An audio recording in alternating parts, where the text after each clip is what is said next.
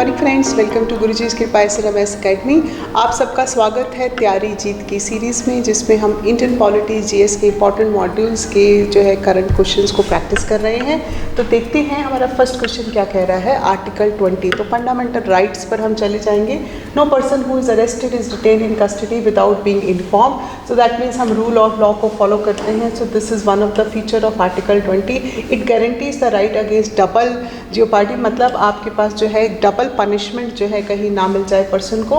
And no person accused of any offence shall be compelled to be a witnessed against himself. तो जब हम इस article के provisions provide करते हैं तो हम ये देखते हैं कि हम पर्सन को जो है रूल ऑफ लॉ और प्रिंसिपल ऑफ नेचुरल जस्टिस को देखते हुए कंपेल नहीं कर सकते to become even provide written और may be oral evidence against himself और हरसेल्फ, राइट। तो हमारे पास जो है all the three options are correct vis article this part is concern. तो ये बात बिल्कुल ठीक है कि आर्टिकल 20 जो है वो आपको क्या प्रोवाइड करता है। It provides protection in respect for conviction of offences, right. और इस प्रोटेक्शन में हमें कहीं आर्बिटरी और एक्सेसिव पनिशमेंट ना मिल जाए, ये भी प्रोविज़न है।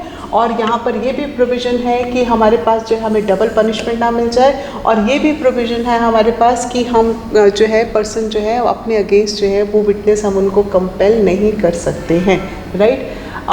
फिर सेकंड हमारा क्वेश्चन है यहाँ पे with reference to going online as leaders. बहुत इंपॉर्टेंट जो है ये हमारा एक वेलफेयर का इनिशिएटिव और प्रोग्राम है जिसको हम गोल कह रहे हैं। तो बच्चों यहाँ पर आपको गोल का फुल फॉर्म भी आ सकता है in context of going online. So please remember this, going online as leaders. ये पार्ट जो है यहाँ पर एज कीवर्ड आ ही गया है कि ट्राइबल वेलफेयर प्रोग्राम है। ट्राइबल वेलफेयर प्रोग्राम है तो जस्ट क्विकली रिवाइज कि ये मिनिस्ट्री ऑफ ट्राइबल अफेयर्स का है।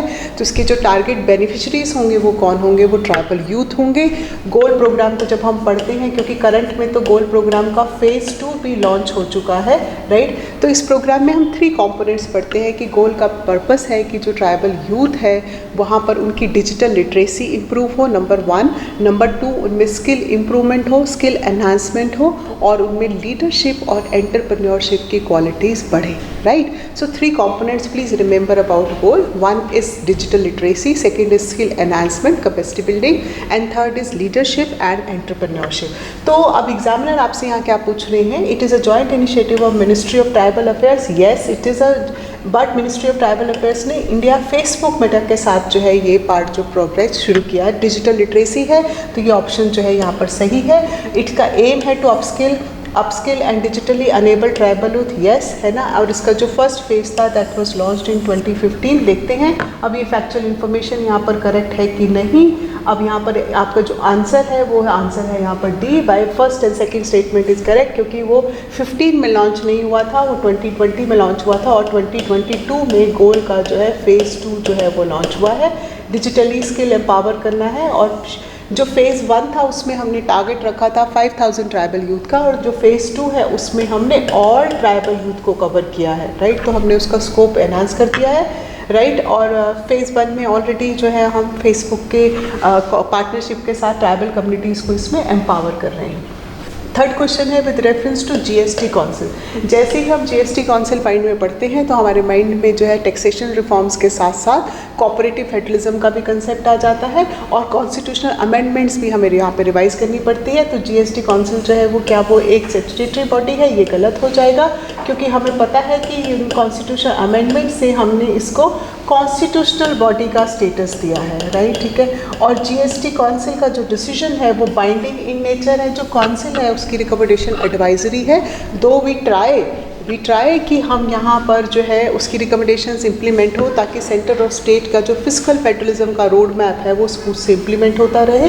अब एग्जामिनर आपसे पूछ रहा है which of the statements are incorrect. So both the statements here are incorrect, क्योंकि जीएसटी काउंसिल कॉन्स्टिट्यूशनल बॉडी है और उसकी रिकमेंडेशंस बाइंडिंग नहीं है। तो देखते हैं, इसका आंसर सी है कि कॉन्स्टिट्यूशनल बॉडी में हमें आर्टिकल यहाँ रिवाइज कर लेंगे हम 279A, और हमारी जो कॉन्स्टिट्यूशन अमेंडमेंट है 101 आपकी जो कॉन्स्टिट्यूशन अमेंडमेंट याद कर लेंगे। और रिकमेंडेशंस जो है एज सच बाइंडिंग नहीं है, but yes practically we try कि वो इम्बाइब कर लेनी चाहिए, इम्प्लीमेंट कर लेनी चाहिए, ताकि सेंटर स्टेट रिलेशंस जो है वो स्ट्रेंथन हो। फोर्थ क्वेश्चन कह रहा है which of the following are the members of the Bay of Bengal initiative for multi sectoral technical and economic cooperation, मतलब हम रीजनल ऑर्गेनाइजेशन बिम्स्टेक की बात कर रहे हैं। जैसे हम बिम्स्टेक्स माइंड में रखते हैं बे ऑफ बंगाल, तो हमें ध्यान है कि यहाँ पर ये प्राइमरली साउथ एशियन कंट्रीज़ का पार्ट है, जिसमें बांग्लादेश, इंडिया, श्रीलंका है, इसमें भूटान भी है, लेकिन इसमें वियतनाम जो है वो शामिल नहीं है। तो कौन कौन से मेंबर्स हैं? तो 1 2 3 4 5 मेंबर हैं, लेकिन फोर्थ मेंबर नहीं है। तो देखते हैं 1 2 3 5, ये करेक्ट ऑप्शन होना चाहिए यहाँ पर इस पार्ट से। सो यहाँ पर टोटल जो है बिम्स्टेक में 7 मेंबर्स हैं, जिसमें से 5 मेंबर्स जो है वो आपके साउथ एशिया से आते हैं, जो हम बात कर रहे हैं। यदि हम ज्योग्राफी के मैप से रिवाइज करें, बांग्लादेश, भूटान, इंडिया के नेबरिंग नेशंस हैं, बांग्लादेश, भूटान, इंडिया, नेपाल और श्रीलंका। और 2 जो मेंबर्स हैं आपके वो साउथ ईस्ट एशिया से आते हैं, जिसमें हम म्यांमार और थाईलैंड की बात करते हैं। तो 5 + 2, तो ये इक्वेशन आप इस तरह भी लर्न कर सकते हैं। 7 टोटल मेंबर्स हैं, और साउथ एशिया से कौन से मेंबर्स हैं और साउथ ईस्ट एशिया से कौन से मेंबर्स हैं, that part will be important. Last question देखते हैं with reference to central information commission, मतलब यहाँ पर हम CIC की जैसे ही बात करते हैं तो हमारे माइंड में राइट टू इन्फॉर्मेशन आ जाता है। और which of the statements are consider the following statement. CIC is a constitutional body, ये गलत हो जाएगा क्योंकि RTI एक्ट 2005 के तहत, लॉ के तहत बनाई हुई ये बॉडी है, ये लीगल बॉडी है, और इसका जो स्टेटस है वो क्या है? स्टैट्यूटरी स्टेटस है। It has been constituted with effect to this RTI act 2005, yes ये करेक्ट है। टेन्योर जो है it is fixed by the president of India, ये गलत है।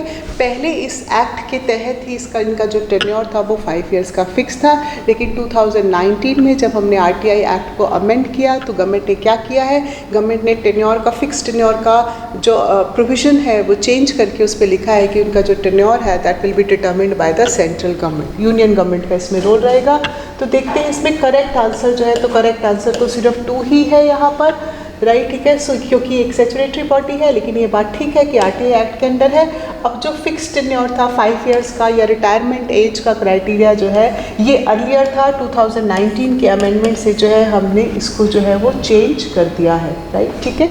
सो ये पार्ट भी आपके लिए बहुत इंपॉर्टेंट रहेगा। Do revise these questions and I am sure ये आपको बहुत हेल्प करेंगे आपकी मॉड्यूल्स की नॉलेज को स्ट्रेंथन करने के लिए। Keep practicing lots of MCQs।